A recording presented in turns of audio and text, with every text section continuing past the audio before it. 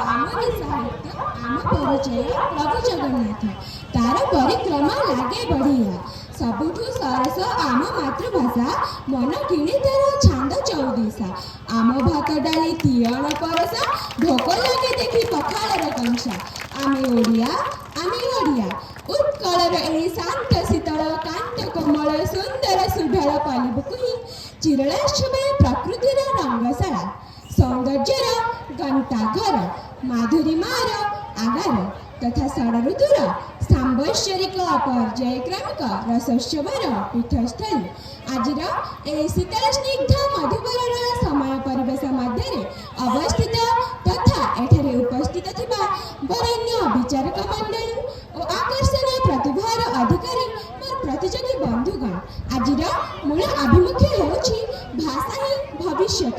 ପ୍ରଥମେ ମୁଁ କହିବାକୁ ଚାହେଁ ମାତୃଭାଷା କ'ଣ? ନିଜ ଆଞ୍ଚଳିକତାର ଭାଷାକୁ ହିଁ ମାତୃଭାଷା କୁହାଯାଏ। ଏହା ହେଉଛି ଆମ ମାଆର ଭାଷା ବା ଆମର ଭାଷା। ଏକ ଶିଶୁ ମାତୃ ଗର୍ଭରୁ ଜନ୍ମ ନେଲା ପରେ ଯେଉଁ ଭାଷାରେ ତା ମା ତାକୁ ଗୀତ ଗାଇ ଖୁଆଇ ଦିଏ ଯେଉଁ ଭାଷାରେ ତା ମା ତାକୁ ଗେଲ କରେ ଯେଉଁ ଭାଷା ତା ମା ତାକୁ ଶିଖାଏ ଏହା ହିଁ ହେଉଛି ମାତୃଭାଷା। ଏହା ସବୁଠାରୁ ସୁନ୍ଦର ଓ ସରସ ଭାଷା ଆମ ମାତୃଭାଷା। ଏହି ମାତୃଭାଷା ମାଧ୍ୟମରେ ଦେଶ ଦେଶ ଜାତି ଜାତି ବ୍ୟକ୍ତି ବ୍ୟକ୍ତି ମଧ୍ୟରେ ଥିବା ପ୍ରେମ ଭଲ ପାଇବା ଓ ଶ୍ରଦ୍ଧାକୁ ପ୍ରକାଶ କରିବାର ମାଧ୍ୟମ ଅଟେ। ଏହି ଜାତି ଜାତି ମଧ୍ୟରେ ଥିବା ମନୁଷ୍ୟମାନଙ୍କର ଏକତାର ସୁରକ୍ଷା ପାଇଁ ମାତୃଭାଷା ନିହାତି ଆବଶ୍ୟକ। ମାତୃଭାଷାରୁ ହିଁ ଏକ ରାଜ୍ୟର ପରିଚୟ ମିଳେ। ମାତୃଭାଷା ଅଭାବରୁ ଏକ ରାଜ୍ୟ ଦୁର୍ବଳ